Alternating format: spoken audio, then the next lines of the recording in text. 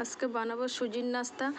সুজির নাস্তা বানাতে গেলে আমার প্রথমে কড়া বসিয়ে দেবো, কড়াতে একটু জল দিয়ে দেবো, জল গরম হলে ওতে একটা আলু স্ক্যাপার করে আলু দিয়ে দেবো, ওর সাথে সাথে আমি চিলি ফ্লেক্স অরিগানো দিয়ে দেবো, আর স্ক্যাপার করা যে আলুটাও দিয়ে দেবো। আলুটা দেওয়ার পরে আমি তারপর সুজি দিয়ে দেবো। সুজিটা দিয়ে খুব ভালো করে নাড়িয়ে ওটা শুকনো শুকনো করে নেবো, নিয়ে একটা থালাতে তেল ব্রাশ করে নেবো। তেল ব্রাশ করে আমি সুজিটা ওতে দিয়ে দেবো, দিয়ে সুজিটা একটু ঠান্ডা করে নেবো। ঠান্ডা করার পরে আমি কিছুক্ষণ পরে সুজিটা খুব ভালো করে আমি মেখে নেবো। হাতে একটু আমি তেল লাগিয়ে নেব, নাহলে হাতে আমার লেগে যেতে পারে। আমি আমার মতন আমি লম্বা লম্বা শেপ দিচ্ছি, আপনারা চাইলে আপনারা গোল গোলও দিতে পারেন, লম্বাও রাখতে পারেন, এটা আপনাদের হিসাব মতন আপনারা রাখবেন। রাখার পরে আমার এরকম করে আমি সবগুলো আমি বানিয়ে নিয়েছি।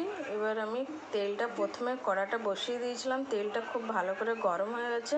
এবার আমি এক এক করে ছাড়বো তেলের ভিতরে, আর খুব ভালো করে ভেজে নেব লাল লাল করে।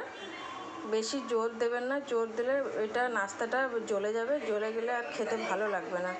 বাচ্চাদের টিফিনেও দিতে পারেন, বিকালের নাস্তা চায়ের সাথে খুব ভালো লাগে। আমার চ্যানেলটাকে ভালো লাগলে লাইক, সাবস্ক্রাইব, ফলো করবেন।